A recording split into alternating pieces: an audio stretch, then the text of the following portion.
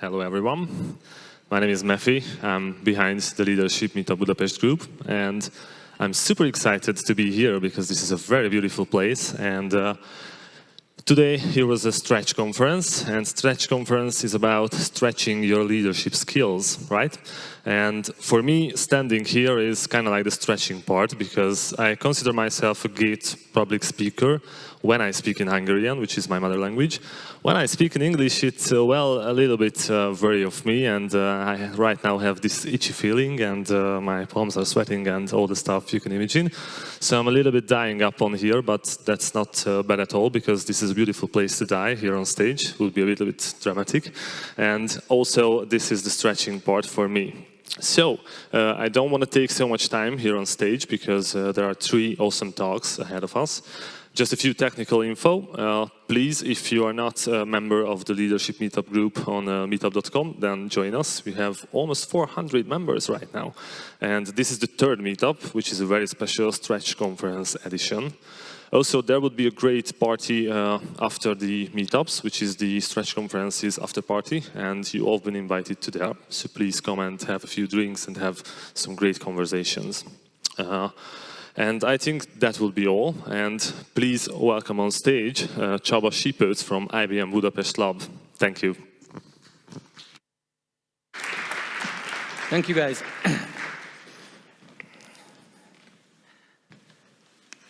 So, good evening. Last night I was reading about running.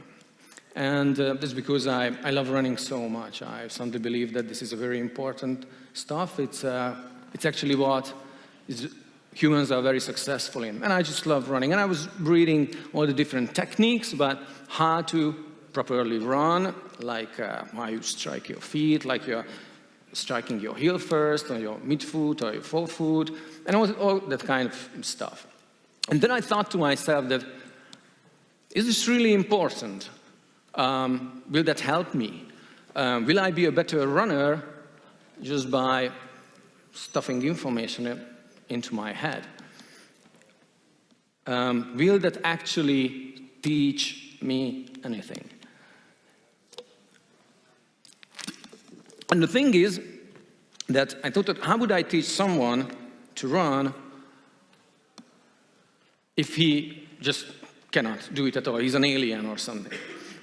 And if I need to write an article about how to run, it would probably go like that you need to learn how you stand on one of your feet, and then you need to learn how to stand on your other feet, and then the transition between the two would be something like jumping from one feet to another. And there's a very important key aspect that is very important for running, that there's a discrete moment in time when both of your feet are in the air. So you need to practice how to have both of your feet in the air.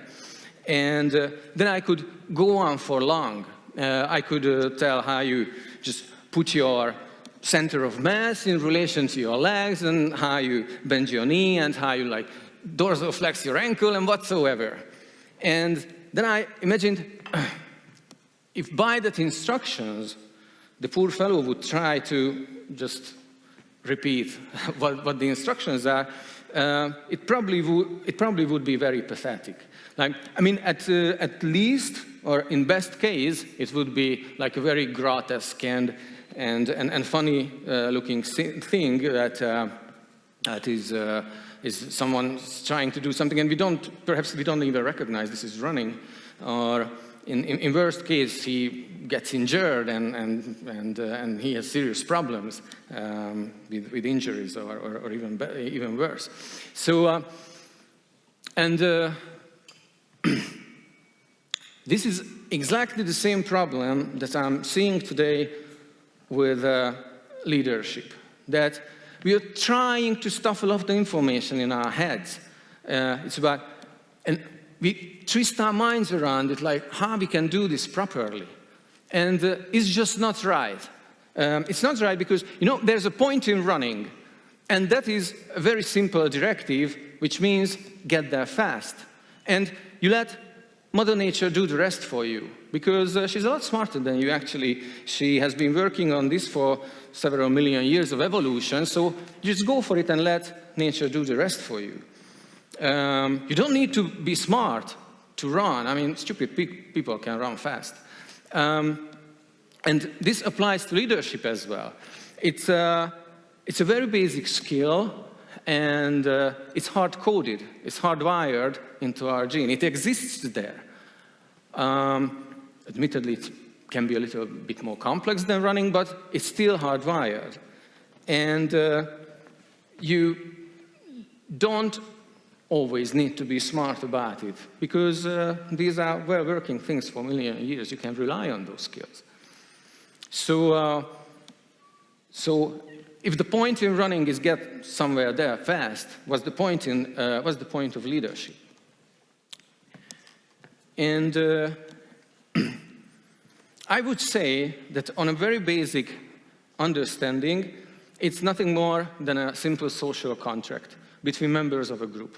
And that social contract is about that we are going to pick up some guy from the group. We are going to make him responsible for the well-being of all the other people, for the entire group, so the group can be successful, so the group is out of danger, they can thrive, they are happy. And here comes the important part, we are doing it at all costs. That person is going to do it at all costs, even at the expense of his own health, well-being, and safety. And basically, that's what it is invented for. And it's, we don't need to reinvent the wheel. This is about that. Now, I admit that this may not be the best way how to capture the thing. It's just my way. There may be better phrasing of this, or there'll be completely different phrasing what this is.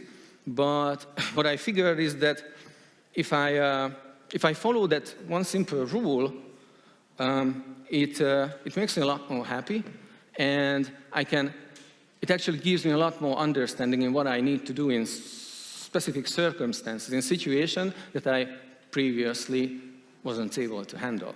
Now, to make it a bit more complicated, but still working on what these implications are, because this has some implication and some aspects. The good news is they are not overly complex, and we also have the skills to do those, or to handle those. So let's look at these. Right, so one, the first thing is about challenge. And it's not like, yeah, you are facing a lot of challenges, or you have a challenge of, no, not like that. What is the most important thing every leader needs to become a leader? Everybody needs to become a leader.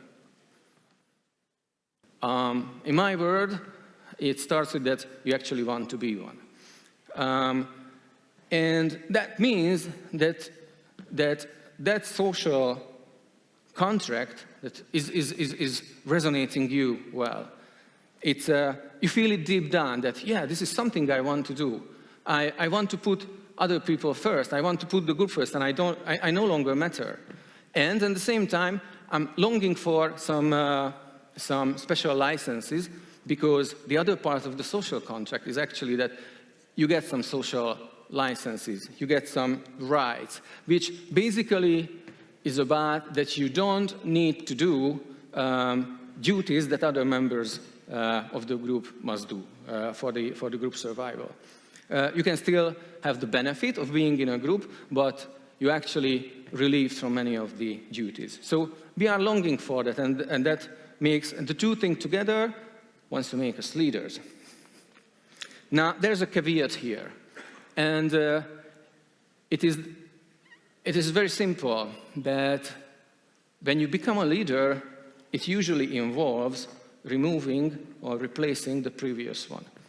And that's absolutely normal. This is how it is supposed to happen.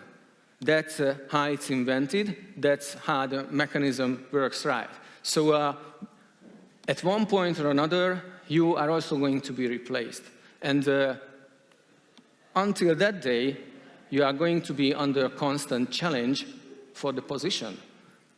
The position and status you have with being a leader, it's not something that you acquired for good. One day, someone is going to take it from you, and he will rightfully do so. You just get over and accept this. But until then, you are going to be challenged again and again and again. Because this is how it's hard-coded into us, that it needs to be challenged. You need to prove yourself over and over and over and over again that you are still the best guy who is able to do this. Now, when you are challenged and when you are fighting off challenge, both involves exercising power. There are different sources of power. So on one end, there is that sheer force and brutality and intimidation and threatening. And on the other end, on your power, are relations and your peers and your alliances and the special care that you serve for people. Now, there are two ends of this, and good leaders usually carefully balance between the two. So you actually have to do both. If you are very much on this end, being brutal and intimidating, that works, and it's a successful strategy actually, both for taking away a leadership position and also defending it. But, well, observation shows that it is good for the short term, but sooner or later, things are going to get ugly. And no matter whether it's humans or chimps or gorillas or baboons or whatsoever, or even like wolves or lions, those who employ sheer power, sheer force and brutalism, it's usually not going to go well at the end of And yeah, it's a perfect example, Benito Mussolini. I mean, he went down ugly, in an ugly way. On the other hand, if you are employing, or you are relying only on your relations, that is good, but that would make you somewhat exposed, somewhat vulnerable. You are easily attacked and you are easily ambushed. So, well, I had to learn this the hard way. So no matter what, just take it that you are going to be challenged. You need to accept challenge. Challenge is actually a requirement for leadership. This is how we are hard-coded. You need to be challenged. And you need to accept challenge many times. And you need to accept that you are going to lose. The next thing. Now, this is easily perhaps the most important thing. So you are actually protecting others at the expense of your own safety. You are the one who's going to take the first hit. You are the one who is going to take the beating. You are the first one who going to has his ass kicked. You are the one who's taking the bullet. No matter how we say this, the thing remains the same, that you are there and you are not irreplaceable. You are the first one that's expendable within the group. And sadly, this is not how it goes most of the time. But this is a very important factor in the social contract that we have in leadership. As soon as you fail to comply with that, the contract is broken. You are immediately breaching the contract and you lose your leader status immediately. You may stay in a leader position on paper, but in reality you will not. And no matter what's written on the paper, no one ever will look at you as a leader because you are a contract breacher. Now, this is not always easy to accept. And sadly, this is not how it goes usually. So we all have seen people exposing their own people or sacrificing their own people for their own safety. That's not not leadership. That's straight the opposite. And I don't know where it comes from or where it went wrong, but it probably has to do something with the rise of aristocracy in history, when aristocracy tried to make people believe that they are like demigods, or they are immortals, or they are irreplaceable, and once they die, the world is over. Take a look at chess, for example. There's the king. What is the game is about? The game is about, and there's the king, and if we lose the king, it's all over. And what does the king in return? He's a pitiful, powerless piece. He really can't do anything important or anything useful, and he keeps his time hiding behind others. Now, this is not a king, and this is definitely not a leader. Interestingly enough, in real societies, we have a role which is exactly like that, but we don't call them leaders. We have a different name for them. We call them children. And we all agree that protection of children is important. That resonates with us. That's good. Sacrificing yourself for the boss, it's not resonating. You won't do it. It doesn't feel right. But would you sacrifice yourself for your children? Of course you would. And you would do that without thinking, without hesitation, because this is the right thing to do and you know it. So the point here is you are expendable, you are the first one to show the sacrifice, and you cannot breach this because it's the very essence of you being a leader. Okay, let's move on. So we like to think we are in control, which is completely bullshit. We are not. People know very well what they need to do. Thanks for asking. Nothing brings down morale faster than bugging people and not letting them do what they think they need to do. So you are absolutely not in control. You are not controlling people. This may be a misconception that's coming from you as a leader, have your special license, you relieve from specific duties, others are doing vital tasks vital to the organization, and that could be some misconceptions early in the days that leadership is about you are assigning work to other people. You are not doing that. It's not your job. Your job is to make sure that everyone is safe and everyone does his or her work perfectly. No problems, no obstacles, no danger, no whatsoever. There are just two exceptions from this, because sometimes you actually need to alter people's behavior because they represent challenge or danger, and then it is when you actually apply power. So there are some times when you exercise power. The first thing is, if people are hurting you, if people are hurting your leadership, if people are not aligned with you, if people are intentionally taking challenge, no matter why or no matter what the actual cause is, then you as a leader are being challenged. This is, as I said, this is normal, this is right. This is not something that they hate you, this is how it is supposed to happen.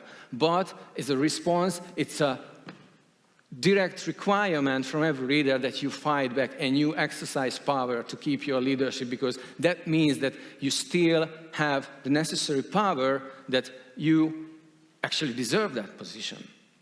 The other thing, when you exercise power, if you see danger within the group. So if you see that the group is trying to endanger themselves, then it's again an occasion when you try to modify behavior by exercising power. And remember, power comes from different sources, so it can be force, it can be penalty, it can be connections, it can be alliances, it can be little favors. We'll talk about that soon. But you need to exercise power, because that's how you are going to reign your power, reign your leadership. Now, the thing is that whenever someone challenges you, you know it immediately. You don't need to think about it. Who's my challenger? You know it. You know it. People are acting like you don't like them. They are your challengers. People are building up big relations in a company. Like they are setting up their network. They are going to be your challengers. And challenging is not bad. It's good. It's good for you. It's good for your team. It's good for everyone. But we have very, very special senses to sense that you are there challenging me. It's just how you look at me and how you talk to me. We sense it. You know, are you dicking with me, really? It's a completely normal feeling. Another reason how group can damage themselves is usually disputes. And everyone who's ever been in a leadership position, we have some very deep urge to settle disputes when they happen. Now, disputes are not necessarily bad. We hear this mantra all over again that a good team member is putting the group interest in front of his own. This is complete bullshit. It's not true. Good team members sometimes need to be really, really, really selfish, self-interested, because that's how you can actually focus on yourself. That's how you are stretching yourself. That's how you are going to develop. That's how you are going to be a better version of yourself. If you and you sometimes selfish, and you need to be selfish. If you need a pay raise, would you approach your boss and say like, "Hey boss, I need pay raise for the entire group"? You don't do that. You ask it for yourself, and it's perfectly right. But good team members also can strike a good balance between self-interest and and group interest. Now, so basically, disputes are not bad. And we know that when disputes are good because it's enjoyable to view. We all like to see some bickering and fighting, and it's good to see. As a leader, you need to urge to jump in when it's trying to hurt. Like it's now getting ugly, and you don't want the group to damage itself. Okay, so sometimes you can only be controlled by employing power and exercising your power. There's no other way, but most of the times you don't. You don't need it, and you're not in control.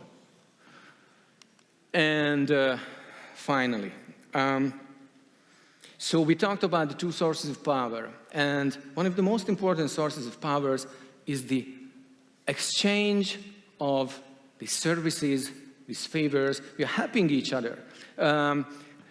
You only get to say what people need to do if they actually ask for help. But that comes into this. I mean, it's very good to decide. If someone goes and says, "I can't decide it, would you help me decide it?" Of course I would. Decision feels good. Making decisions feels good. Asking for decisions also feels good. We are leaders, but we also have our superiors. And if I'm stuck, I enjoy asking my superior, like, "Would you help me? How I would need to decide?" Asking for decisions and making decisions feels equally good. And it's a little social trade we do between each other.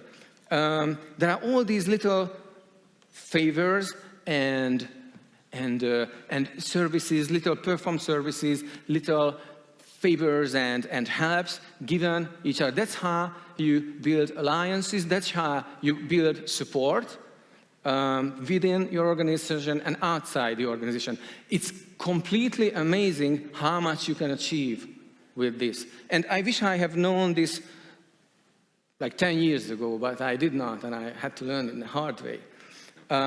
All these favors, and it's not a human thing. Animals do it. Mostly monkeys do it by grooming each other. They are offering these little services to each other. It's really, really and entirely powerful. For example, if you look at The Godfather, he's no less than a criminal. He's employing a lot of violence. He does intimidation and he does murder. But yet still, his power is not coming from that. His power is coming from those little services that you are exchanging with the other members of your community. You know, the big teaching for me here was that it's really incredible that even very dire situations and very bad situation, frictions, even hostile situation, you can do wonder with these little favors, and you can actually turn them into a working relationship and a working partnership or an alliance. Sometimes it does not work because there are those people who are just either stupid or they are stubborn or they are just simply assholes, and it won't work. And then you will need power, but at least you try, because you need to pick your fights very, very carefully, because you can't fight all these fights.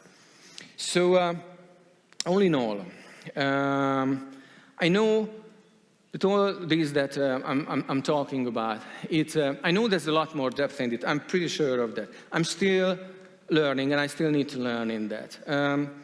It may be oversimplifying things a lot. I admit that. But what I know that ever since I'm applying these, I'm a lot more happy, and it feels natural. I don't need to think about it. It feels very, very natural. I'm not selling you like the perfect secret of how you become a good leader, but well, but hey, these mechanisms are living with us for millions of years. So why don't you just try and give it a try and see how it works for yourself? I wish you good luck with that. Thank you.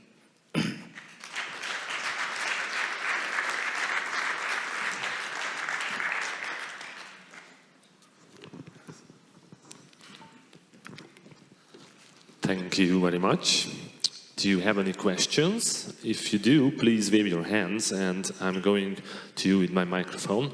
And I barely see anything, so wave like a mad people, but I can't see anyone waving. Have you seen anyone?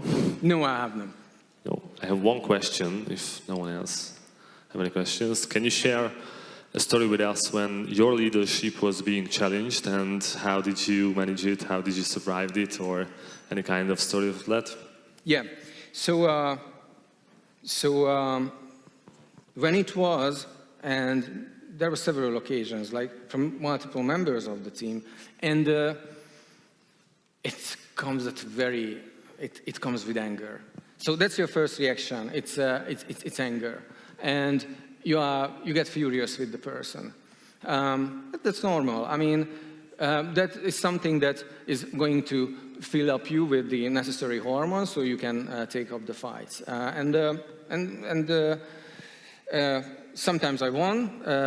There was one case when I lost, and I just didn't know what went wrong. And I thought that I did something wrong, and basically I did not. I mean, I did what I could do, and I was successfully challenged and defeated, and that's it. It's normal. Awesome. Thank you very much. Thank you for the talk. Thank you, guys. Thanks. All right.